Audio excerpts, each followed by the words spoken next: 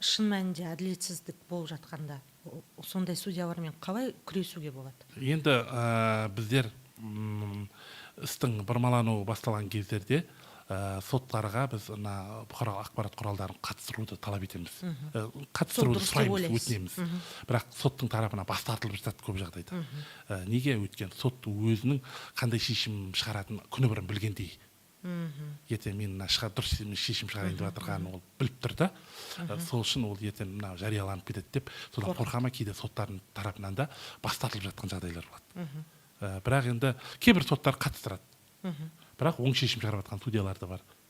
Сондықтан енді біз енді теріс шешім шығарған соттардың қандай жерде нормалар сақталмаған біз әлеуметтік желіде айтып, көрсетіп, одан жоғары тұрған станцияларға оның бәрін көрсетеміз. Енді апелляция көбінесе бірінші соттың шешімінің бұзбауға тырысады. Көп жағдайда мен қарап жүрмін, енді 80% деп айтайын, соттар бірінші соттың шешімін бұзбайды, өзгеріс қалдырады. Сонда біз айтамыз, сонда апелляция алған не үшін керек бізде?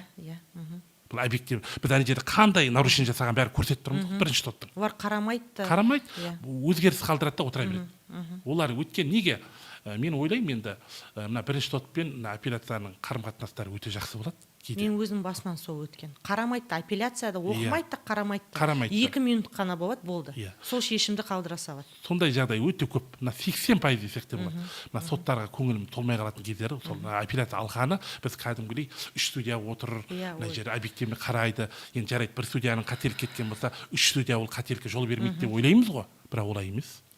Соттың шешімін қалай шығарды? Тым реакция жоқ қой кейбір судьяларда. Енді жалпы бәрі демей қой, 80% судьялар, апелляциялық соттар бірінші соттың қалдыра салады болды. Уже мына заңгерлердің арасында да ондай бізде ол білеміз ғой. Апелляция ол қарамайды деген сондай ұстаным бар уже. Өйткені шыны керек сондай. Өйткені нарушениенің бәрін көрсетіп тұрғаннан кейін бізде заңгеріміз ғой. Бізде заңды, оны оқыған кодекс біздің қолымызда тұр. Оны оқыған білімін бізде алып отырмыз.